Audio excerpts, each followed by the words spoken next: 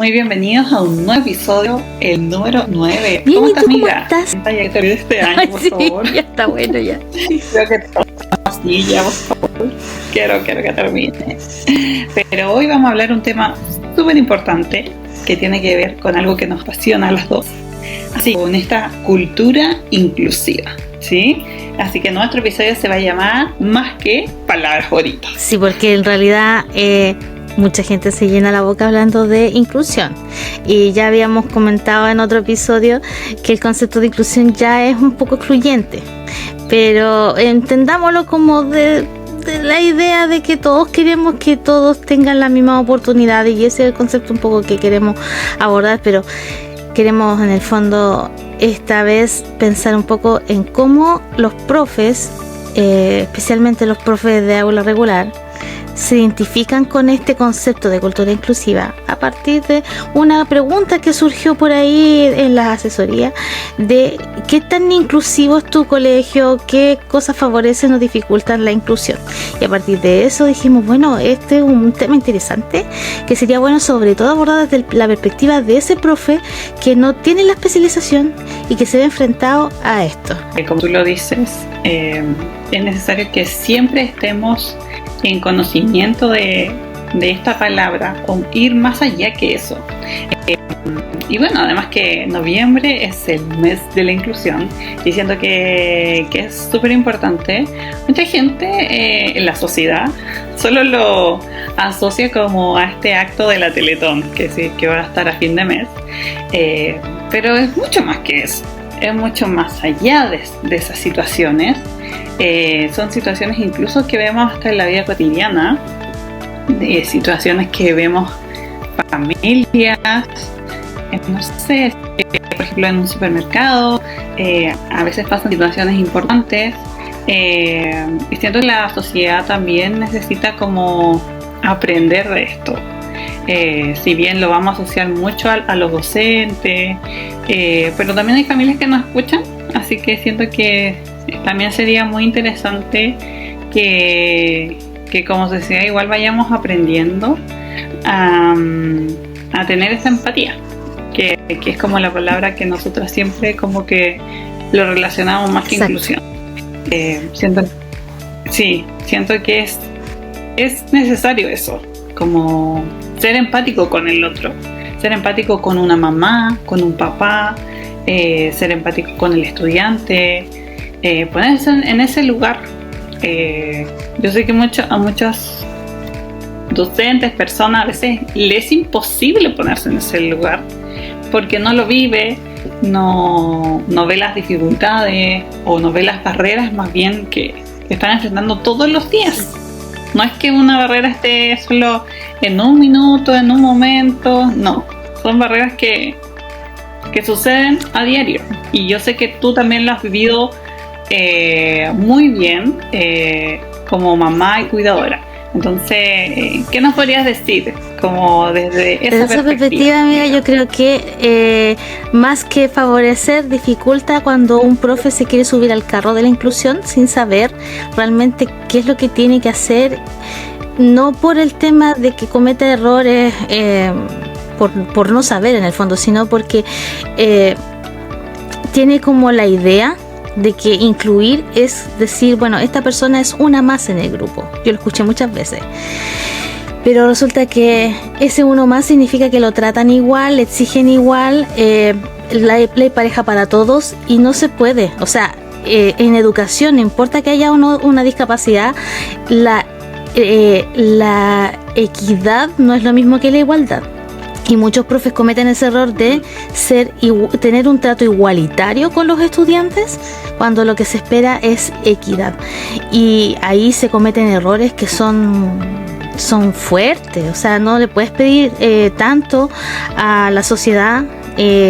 No hay igualdad en ningún aspecto. ¿Por qué vas a exigir que haya igualdad en un contexto inclusivo, cuando lo que hay que hacer es flexibilizar desde toda la arista? O sea, yo flexibilizo para allá y ellos flexibilizan para acá. Es una cosa mutua. Pero en el concepto de igualdad se exige mucho que el estudiante o la persona con discapacidad se adapte, se iguale al promedio o a lo normal, por decirlo así, para que, a pesar de que no me gusta esa palabra, pero para que se entienda, para que ellos digan estamos siendo inclusivos. Entonces, ¿quién está siendo inclusivo? ¿Quién está haciendo el esfuerzo? ¿Ellos realmente? ¿O están poniendo las reglas claras como para que tú no te salgas nomás y no abuses de tus privilegios, como dicen ellos a veces? Entonces siento que ahí hay un gran peligro, un gran daño, que yo lo viví, lo experimenté, a diferencia de otro contexto en donde sí vi que habían profesores que flexibilizaban, que comprendían, que desde arriba, desde el equipo directivo, estaba el enfoque de que esta persona necesita un trato especial, no porque sea especial, sino porque requiere apoyos diferentes que hay que planificar adecuadamente, que hay que flexibilizar para que todos tengan las oportunidades y en el enfoque de equidad. Y ahí hay una gran diferencia realmente, pero lo que más me preocupa a mí es el daño que se produce cuando no se hace correctamente. Entonces creo que lo primero que hay que hacer, amiga, es romper ciertos prejuicios. Entonces partir de eso ahora, de decir, bueno, ¿qué debería ser? ¿Qué pasa con este profe que recibe a estos niños o a un estudiante por primera vez a lo mejor y se ha enfrentado a que nunca había hecho esto de tener que hacer este tipo de trabajo distinto a lo que venía haciendo antes, pensando en la norma, sino ya salirse un poco de los esquemas y actuar desde la empatía más que del tema de me están exigiendo. Claro, yo creo que también va desde el desconocimiento de parte de ellos y como de este primer impacto que a veces los docentes tienen cuando llega un estudiante con alguna condición. Por ejemplo, yo vi muchas veces que decía, hoy me va a llegar el próximo año un estudiante, y empiezan esas incertidumbres, esas inseguridades, no sé qué voy a hacer, y empieza, a veces siento que empieza como a esparcir el miedo frente a otros docentes, más que decir, bueno, hagamos algo, estudiemos, qué sé yo. Pero sí, a mí me pasaba eso, como que sentía que o uno o varios venían a esparcir este miedo frente a alguna condición porque siempre se enfocan en el diagnóstico, no en la persona. Entonces claramente decían así como ¿qué voy a hacer? Pero claro, ahí viene todas estas emociones como la incertidumbre, el miedo que está enfrentando también el docente a no conocer muy bien también eso. Muchas veces se acercaban a mí frente o a otros diferenciales o profesionales, digamos, a entender un poco el diagnóstico, ¿ya? Y yo más bien siempre trataba como de enfocarlo, claro, el diagnóstico, ahí está, le decía yo, es parte de, sí, tú no tienes que enfocarte en el diagnóstico en sí, tienes que enfocar en la persona, en la individualidad que tiene cada estudiante, saber bien sus características, sus intereses. Entonces siento que a veces no se centran en la individualidad del estudiante, sino en ese diagnóstico, sí, en eso, solamente en esa palabra, que para ellos es quizás fuerte, porque a lo mejor no tuvieron muchos estudios o en la universidad no les enseñaron tantas estrategias, en general no le pasaron nada referente a esta diversidad que existe. Entonces claramente ahí viene todo el miedo, sobre todo por los docentes que son mucho más mayores, quizás no tienen ese conocimiento, pero yo siempre digo, o sea, siempre es importante, pese a que no tengas todo ese conocimiento que requieres, lo más importante es ser empático, ponerse en el lugar del otro, abrir también un poco la mente, ser flexible, tener darle los tiempos, los espacios de este aprendizaje que a lo mejor no va a ser como ese docente siempre ha estado con mayormente los estudiantes, a lo mejor toda esa rapidez que él necesita para poder pasar al otro contenido. Y a veces eso cuesta como decir, pero es que ¿cómo yo voy a tener que cambiar mi método para ese estudiante? Y tienes que hacerlo, porque tú eres en el fondo el adulto que tiene que adaptarse al estudiante, ¿sabes? No el estudiante se tiene que adaptar a eso. Yo siento que eso es lo que pasa mucho, como que ellos esperan que solo el estudiante se adapte. Sí. Y me ha pasado también con situaciones, con casos particulares que yo atiendo actualmente, en donde se piensa que el estudiante tiene que adaptarse a toda la dinámica, a toda la metodología, y no es así. Por más que vayas a un colegio tradicional o no tradicional, lo ideal es que el docente tenga ese rol importante de poder hacer esos cambios, ¿ya? Porque claro, uno entiende que igual tienen que seguir las bases curriculares, lo que le dice UTP, todo esto, pero también tiene que tener esa capacidad ética de alguna manera frente a lo que tú estás viendo, de acuerdo a las características de tu curso, de decir no voy a seguir con el contenido, sí que se logren las adaptaciones, no sé, alguna cosa en específica, que se logre ciertos aprendizajes importantes.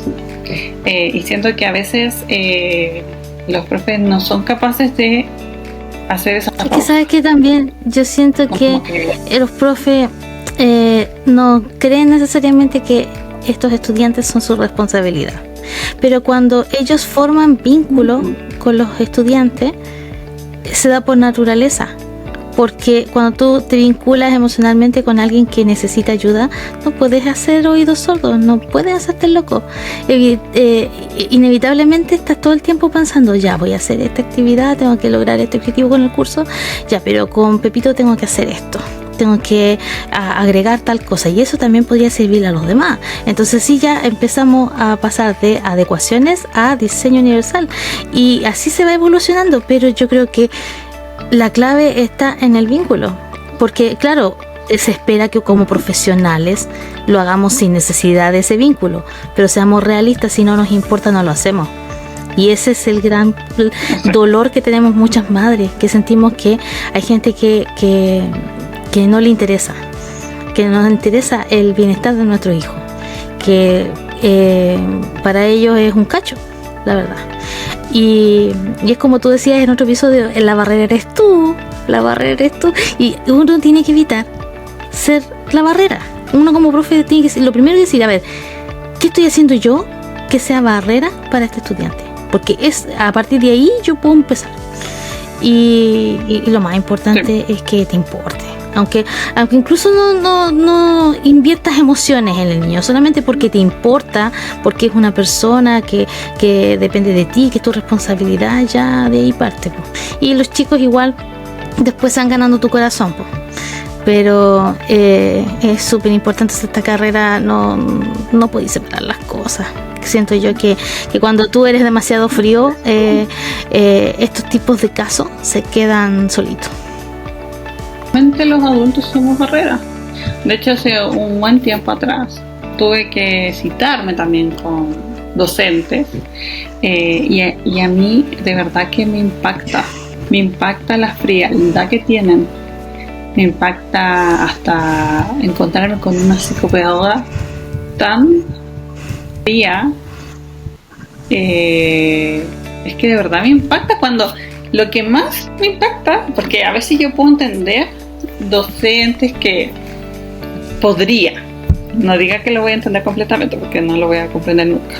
O sea, quizás hay docentes que claro, uno puede entender de acuerdo al contexto en el que viven, cómo es también el colegio cuando son súper tradicionales, pero me cuesta muchísimo las áreas de diferenciales, psicopedagogos, que tengan esa mentalidad, ya que es como imperdonable en realidad. Verdad, o sea, a mí de verdad que una reunión que tuve este año, o sea, yo, y de hecho te conté a ti porque salí mal de esa situación, sí, angustiadísima, porque claro, si uno dice, ¿cómo puede haber personas tan frías, cero empáticas, que no generan vínculos con sus estudiantes?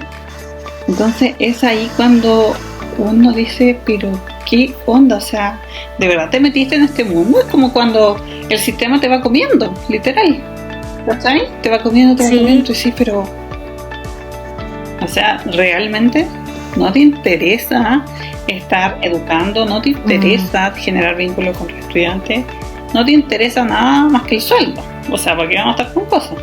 ¿El sueldo ayuda? Claro que sí, pero cuando no te interesa nada, es claramente que estás ahí porque por comodidad o porque lo necesitas, etcétera, pero no te preocupa ni te interesa esta educación integral o generar este vínculo que es tan importante en el aprendizaje. Cuando vemos estudiantes, por ejemplo, que yo hace varios meses atrás he estado estudiando un poco el tema de lo que involucra las emociones en las matemáticas, en lo que tú necesitas, cómo eso puede interferir profundamente en si es que de verdad te gustan o no. Y yo por eso creo, amiga, que cuando yo pequeña, no, o sea, tuve pésimas relación con la matemática, pero bueno, por las distintas profes que me tocan nomás, yo creo. Y eso tiene que ver también con las emociones que uno vive. Entonces, yo creo que muchos niños, niñas, adolescentes, adultos incluso, pasamos por todas esas situaciones en donde no hubo vínculo en general con el docente. Por eso siempre recordamos al profe que más mal tuvimos, el que nos hizo daño, el que en el fondo nunca hubo un vínculo real. Yo creo que somos muchos que siempre recordamos un profe que realmente fue horrible con uno, se portó mal, porque te marca muchísimo. Que más te marque, o un profe diferencial, un psicopedagogo, ¿cachai? Porque son donde tú podías decir, ay, ellos me van a entender lo que me está pasando. Sí. Entonces es heavy esa situación cuando te ves como en este mundo, me imagino yo un pequeño en una piscina que se está tratando de ahogar y que nadie te puede ayudar, ¿cachai? A lograr salir. Y es así cuando a mí me pasó con estudiantes que tengo actualmente o que tuve, que yo a veces me reflejaba en ellos, porque yo decía, entiendo por lo que está pasando. Sí. Y es ahí donde uno conecta con ellos de alguna manera y trata como de, o sea, por lo menos a mí me pasa que yo trato de apoyar de alguna manera también a la familia en darle este soporte, porque siento que los colegios en general, cuando hay situaciones así, no contienen mucho a la familia. Solo es cosas negativas. Ay, es que tu hijo se porta así, es que tu hijo de verdad que no se está adaptando al curso, es que tu hijo de verdad, por más que le adaptemos las evaluaciones, mira los resultados que tiene. Sí, yo llamaba a los apoderados y ellos, los apoderados que nunca habían tenido trato conmigo, era su primer año en pie, se asustaban cuando los llamaban, pero yo les decía al tiro todo lo positivo. Y después le decía, mire, vamos a trabajar en estas otras cosas que faltan, qué sé yo, lo vamos a hacer así, ya sabes, aquí está el plan de trabajo, no sé qué. Y se iban tan aliviados porque estaban acostumbrados a que en otro colegio los llamaban para decirle que su hijo era puro problema. Entonces ahí también está muy marcada la necesidad de la empatía. No solamente decir a mí me importa y voy a hacer algo, sino también decir cómo voy a tratar el tema, cómo voy a tratar al niño, cómo voy a tratar al apoderado, cómo voy a trabajar con el equipo de aula para lograr lo que queremos lograr. ¿Y qué es lo que queremos lograr? ¿Subir las notas? No, pues queremos el bienestar del chico. Entonces también va a depender mucho de que estemos bien enfocados en lo que debe ser. Y ahora también es importante hacer saber que hay muchos docentes que cuando tienen estas nuevas experiencias con estudiantes, también hay muchos que investigan, tratan de buscar ayuda, hay muchos profes que buscan incluso en Instagram a profes creadores de contenido, explicando la situación, qué puedo hacer. A mí por lo menos igual a veces, no sé, al mes me llegarán sus consultas en función, hoy sabes que voy a ingresar a un curso, tengo un chico, no sé, que va en cuarto básico y todavía no logra el proceso de la lectura. Entonces yo veo a veces como el interés de saber que que necesita esa ayuda ese colega o ese nuevo profe que quizás se está insertando al mundo laboral, de querer saber más, de querer tener a lo mejor recursos, porque también me piden bastante si tengo recursos. Yo la verdad es que no manejo tantos recursos en sí. Por ejemplo, el otro día me estaban pidiendo de historia, cosas que yo en general no siempre me enfoco en lenguaje y matemática, no, pero si no, siempre trato de sugerir otras cuentas, ¿cachai? Como que que a lo mejor les pueda servir. También de repente buscan mucho profe contenido de media o diferenciales de media o ideas de muchas cosas. Sí. Entonces yo veo que hay profes que sí se preocupan por investigar, por estudiar. Hay muchos profes de básica que incluso tienen menciones en, no sé, en temas de diferencial, en temas de psicopedagogía, porque uno también ve que a ellos les gustaría aprender más, conocer más, tener las herramientas para enfrentar a veces nuevos desafíos o incluso ayudar hasta a su partner, ya, porque generalmente hay en algunos colegios que los profes de nivel como que trabajan ahí con su par. Entonces eso ayuda también en ese proceso. También el proceso de la codocencia es súper importante, que se den esos espacios. Yo sé que todavía existen colegios que todavía, o sea, más que colegios, docentes que cueste que se genere la codocencia. Es como, ya, viene el diferencial, bueno, haz tú la clase. O el profe que no deja... Adáptame esta prueba. No, él solo va a hacer la clase. Tú entrega la guía. Llévate este niñito para tu hasta el día de hoy.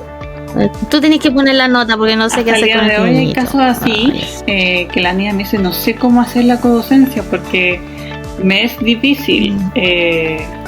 Y yo digo, pucha, ojalá puedan hablar no solo con... Si ya no te resultó con el profe, bueno, escalemos. Coordinador, jefe UTP, y si no, dirección. O sea, hay que tratar de...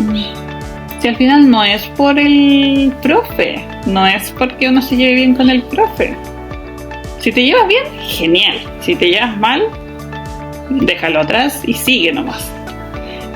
Porque al final el foco que son los estudiantes, son los niños, las niñas, los adolescentes, que eso es lo principal y es por lo que uno se tiene que preocupar. Sí. Pero eso como que no pasa. Un buen ejemplo de diversificación encontré yo en las redes, la profesora Quintana, que estuvo con nosotros en la primera temporada. Y ella hace cosas fantásticas, incluso salió en prensa compartiendo su metodología, siempre está compartiendo material, mucho de ese material es gratuito y te va contando, te va mostrando. Ella se disfraza junto con su equipo para poder hacer cosas. Lo último que vi fue lo de Grecia, que lo encontré genial, que ella antes también había hecho algo similar otro año, también vestida de un personaje de los que está trabajando y entusiasmando a los chiquillos. Y al final se trata de darse cuenta de que el aprendizaje requiere de emociones. Esa es la base del DUA, por ejemplo, que muchos dicen, no, si ya el DUA queda chico, no sirve y todo. Oye, pero el DUA no es la panacea, es una de todas las cosas que tienes que hacer. No puedes quedarte con una sola forma de trabajar. pero la base está, o sea, ¿por qué funciona? Por eso, porque está basada en provocar la motivación y la emoción de los chiquillos por lo que tú le estás presentando. O sea, no es lo mismo leer la historia en un libro que más encima no tiene ni fotos, o la información es demasiado escueta, como en los libros de historia del gobierno. Muy distinto a ver un documental con, no sé, ahora inteligencia artificial, qué sé yo. Incluso tener a la profe disfrazada y que te haga una mesa larga llena de cosas ricas para comer, haciendo alusión a lo que hacía la cultura en esa época. No, fantástico. Yo creo que esto da señales de lo que queríamos tocar tema ahora, de señales de una escuela inclusiva. O sea, como un niño, como un profe o como un apoderado se puede dar cuenta que la escuela donde está su niño es inclusiva o no. Entonces, hay pequeñas cositas que uno puede notar, ¿cierto, amiga? ¿Escuela inclusiva o solo está en el papel? ¿Ya? Eso es claramente, o sea... Solo palabras bonitas, como dice el título. Yo la otra título. vez hice un Reels. Ustedes saben que mi contenido a veces tiene bastante humor. Entonces yo dije, la inclusión era un marketing. Ya no, me acuerdo que ahí... Y usé un sonido particular. Pero, ¿es real o no? Y ahí varios me escribieron y después por interno también me decían. O sea, generalmente es marketing, me decían. Claro, hay colegios que ponen así una pancarta así, colegio inclusivo. Y tú entras y ni siquiera hay una rampita para poder subir, si es que hay un usuario que use silla de ruedas. Nada. Entonces hay cosas específicas que uno puede decir, ya, ¿será realmente inclusivo? Porque no, claro, una parte tiene que ver con la infraestructura, que es súper importante. Incluso hay colegios que tienen ascensor, o sea, de otra cosa, amiga. Pero también no solo se tiene que enfocar en eso. Ya, hay colegios como que se centran porque tienen toda esta infraestructura así maravillosa. Ya está lista la inclusión. Y la sala de la calma y todo el show. Hoy en día se usa la sala de la calma. Miren, toma ahí una piscinita de pelota, metas adentro. Está el vestibulador. Muévase y se va a relajar. Listo. Pero no es solo eso. Es mucho más allá, es mucho más profundo, en donde ya lo hemos hablado hace un ratito, de que tiene que ver con esta conexión con los estudiantes, pero también con la familia. La familia es muy importante en ese sentido, y es necesario también como dar las herramientas necesarias también a la familia, dar las herramientas necesarias también al estudiante dentro del aula, lo que pasa en el aula. Claro, de repente funciona súper bien cuando está el profesor de aula haciendo esta codocencia con la diferencial. ¿Qué pasa? Cuando a veces el diferencial le toca otro curso, sale, ¿seguirá todo igual? En algunas aulas sí. Sigue siendo la misma dinámica, se usa la misma estrategia, se usa la misma dinámica, pero en otras no. Esas son prácticas reales, sí. Yo también he visto, estoy muy contenta con el colegio donde está mi hijo, el liceo, porque ahí también me contaban eso, de que la profesora, por ejemplo, diferencial primer semestre, entraba a una clase de biología, que generalmente uno entra en lenguaje y matemática, pero ella estaba en biología. Y ahora no podía entrar por un tema de horario a los 2 periodos de biología, pero en el otro periodo donde no está, la profe sigue trabajando en base a lo que es diverso para todo el curso, porque el curso es un curso al cual le benefician mucho las adecuaciones que le hacen a mi hijo. Entonces las aplican y se las intercambian entre colegas de distintas asignaturas, con distintos profesionales del PIE también que intervienen en el curso. También hay un trabajo de planificación conjunta que es constante, y no es esto de que llévate a este niñito y tú trabajas con él porque tú sabes qué hacer. No, ellos se involucran. Y esos son también señales reales, de prácticas reales de la inclusión. Yo como mamá también he visto que el mismo trato que tienen los estudiantes con mi hijo o entre sí, ellos, por distintas características que tienen, no sé, pues habrá un niñito que a lo mejor es polvorita, no tiene ninguna dificultad, pero es polvorita. Hay otro niño a lo mejor que es muy tímido, que no se atreve a lo mejor a hablar en público. Hay otro grupo de niñas que son muy responsables, muy tipo mamás, que ellas van y quieren organizar todo y toman iniciativa. Hay otro grupo de chicos que son los que van apoyando en cuanto a que si se necesitan para algo ellos ofrecen. Ese tipo de cosas, ese tipo de actitudes de los chicos también son señales reales de inclusión verdadera, que nace de la empatía y no de que pucha tenemos que tolerar a este chiquillo porque está incluido. Y lo otro es que también eso se puede contrarrestar con otras instancias que yo he visto en donde parece que hay un esfuerzo como para la foto de incluir a alguien, ¿ya? De esto de andar con él para todos lados, con este chico que necesita ayuda y decir no, si nosotros no lo dejamos solo. Pero es como una actitud paternalista, que al final no es inclusiva tampoco. Tendrá toda la buena intención del mundo, pero no son prácticas reales, prácticas de inclusión real. Y ahí yo creo que el equipo de aula tiene que educar a su comunidad. Es decir, mira, nosotros toleramos esto, nosotros apoyamos en esto, el tipo de lenguaje usamos, este otro tipo de lenguaje no lo usamos. Cuando necesitan ayuda para tal cosa se hace así y así, protocolos o pautas, qué sé yo, para hacer ciertas cosas. Si tal niño necesita ayuda, no sé, en el baño, tal persona es la que a la que tienen que acudir. No sé, cosas así que a los chicos, a los compañeros de los niños les sea práctico de hacer y tengan súper claro.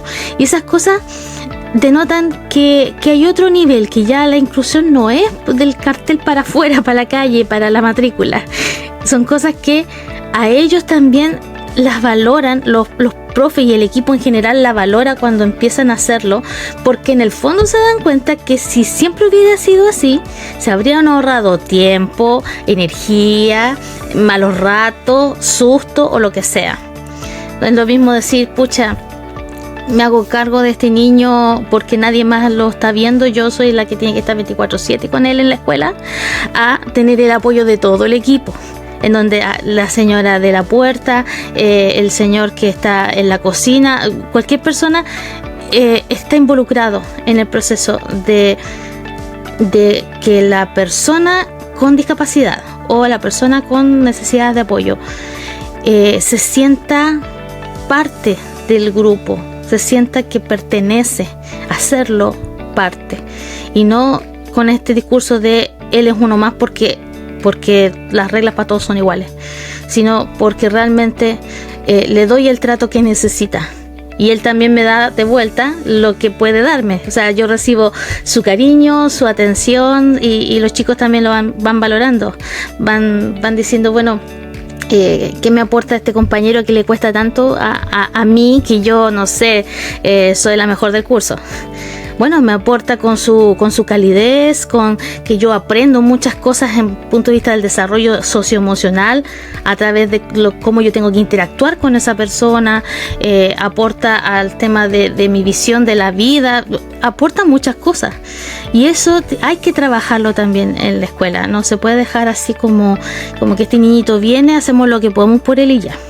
Y también es importante que en el proceso de todo lo que hemos estado hablando es del lenguaje que utilizamos los profes o los asistentes, los técnicos, todos, porque al final siempre decimos, el lenguaje crea realidades y siento que es importante que lo que vayamos aprendiendo también lo vayamos incorporando en cómo lo decimos hacia la familia, en cómo le decimos también al estudiante, en cómo yo hablo del tema con otro colega.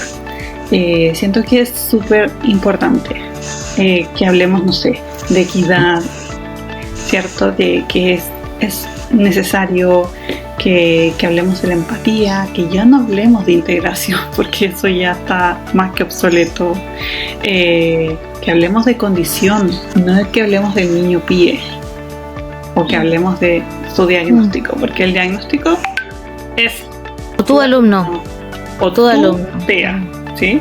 Tú, TEA, tú otro estudiante. No, el niño tiene un nombre, tiene sus propias características, sus propias individualidades, y no tenemos que estar hablándolo así con otro. Siento que suena muy... Imagínense si lo escucha un apoderado, una familia. Si lo escucha alguien importante, no sé, que va al colegio. Siento que es necesario que también nosotros vayamos construyendo también ese lenguaje, y no quedarnos siempre con lo que ya sé nomás. Siento que ir aprendiendo cosas nuevas, pero también llevándolo a este cambio de paradigma también, porque tiene que ver también con eso, el cambio de mentalidad que uno va teniendo, pero cuando nosotros vamos teniendo este cambio de mentalidad también lo tenemos que ir asociando a cómo nosotros lo comunicamos con un otro. Entonces siento que es súper importante todo lo que hemos conversado hoy día, pero también esta última parte que les comento, porque hoy en día uno escucha, o sea, de repente uno va en la calle y escucha y dice, ay, ¿por qué lo dijo así? ¿Por qué? Y yo sufro. De repente cuando me dice, oye, en tal lado hay un niño enfermito, y para mí eso es como... yo digo al tiro de que se enfermó, está resfriado, porque eso se quedó en la casa. Yo digo al tiro porque... Díganme al tiro. Y no. Sí. Y no es ¿por qué no está en la casa? No nos podemos referir así. De repente hoy en día hay adultos que dicen, el otro día vi un paralítico y yo... O sea, de verdad, hay conceptos así que un adulto... Menos válido dicen también. Después, ¿qué es lo que no tiene válido? Son súper términos discriminadores. Y después la tratan de arreglar y dicen, es que tiene capacidades distintas. Y yo, peor, no la embarré más. Sí. Mira, sabes que en el fondo yo creo que esto, como para ir cerrando un poco el tema ya, creo que nos deja varias moralejas, pero creo que la principal es que te importe, que sientas que los estudiantes que tienen una necesidad de apoyo, para no decir condición, porque podría ser cualquier cosa, partir de la base de que existe la heterogeneidad en el curso. O sea, el portafolio, el Mineduc lo ha recalcado más que todos los otros años esta vez, porque quiere que entendamos que en nuestra aula no hay una norma. Partiendo de eso, después tú tienes que empezar a decir, ya, no hay una norma, entonces yo tengo que trabajar pensando en que todos son diferentes. Sí, po. Y tú dices, chuta, pero es que mi método es lineal. Bueno, entonces, si es lineal y tu curso no es lineal, ¿te sirve el método así, puro, tal cual? ¿O tienes que flexibilizar? Tengo que flexibilizar. Muy bien. Ya, ¿cómo flexibilizo? ¿En qué me fijo para poder flexibilizar? En el diagnóstico, en las estrategias para cierto diagnóstico, en el informe. ¿En qué me fijo? Más allá de todo eso que también te sirve, fíjate en el niño, ¿cierto? Ya.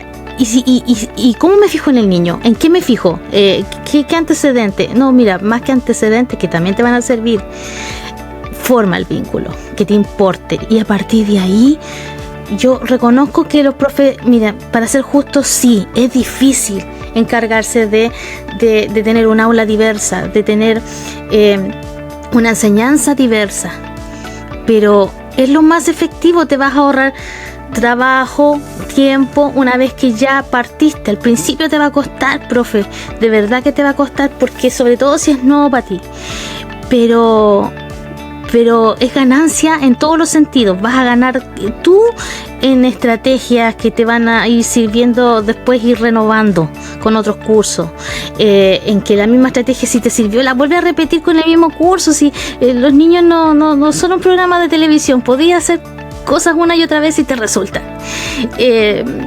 Y vas modificando, vas adaptando, vas haciéndolo entretenido, dándoles a ellos cosas que hacer también, no necesariamente hacer todo tú, que sea la aula inversa, ¿cierto?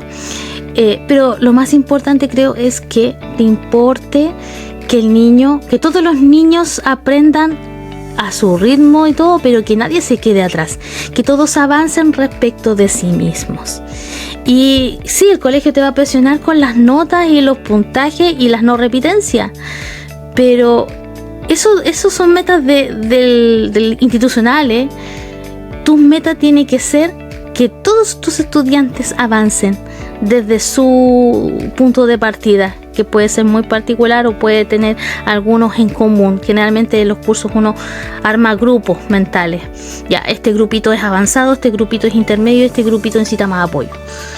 Y así de a poco vas a ir adquiriendo más experiencia, más conocimiento, más herramientas, apoyo del PIE, y vas a poder ir puliendo esa metodología, que al final te vas a terminar haciendo tu propia metodología como la profesora. Vas a tener tu propio método que todo el mundo va a decir, hoy de verdad funciona, y los niños felices, los papás felices también, y tú también vas a sentir la satisfacción de que hiciste lo correcto, te hiciste cargo de todos. Esa es mi reflexión final. Sí, es súper interesante todo lo que hemos conversado hoy día, amiga. Siento que es importante quedarse con esta palabra empatía, de flexibilizar, del vínculo, que son conceptos que hemos estado trabajando hoy día y plasmado, que ojalá puedan de verdad no sé, mirarse hacia adentro y ver, a lo mejor decir, sí, yo he generado el vínculo, a lo mejor me falta potenciar ciertas áreas, porque los adultos también tenemos que potenciar cosas, no solamente los estudiantes. Así que de verdad que esperamos que este mensaje, que en este mes de la inclusión, sea inspirador para todos ustedes, puedas ayudarlo también en este proceso. Así que nada, les deseamos también todo lo mejor para este término de año, que está difícil, pero vamos que se puede, que lo vamos a lograr. Sí. Ya queda poquito, así que mucho ánimo en todo lo que queda. Sí, amiga. Que sea un lindo fin de año. Esperemos que nos queden más episodios antes de terminar el año, pero no prometemos nada. La vida es muy caótica en estos días, pero deseándoles que puedan mantener esa chispa también de querer hacer clase. El episodio anterior hablamos de que se estaba perdiendo un poco eso, y la idea es que podamos aprovechar esta instancia de tener una aula y un contexto más inclusivo para encantarnos también con la docencia. Así que los invitamos a todos a seguir informándose sobre este tema, a seguirnos en nuestras redes sociales, Un Viaje Entre Profes, en Spotify y en YouTube, en Instagram, a la profe Conión Punto en Instagram también, y a mi profe Alecita, que sigamos formando comunidad, aprendiendo juntos, y por qué no también alzar la voz por aquellos que nos necesitan al pie del cañón. Que estén muy bien, nos estamos viendo. Nos vemos, amiga. Chao.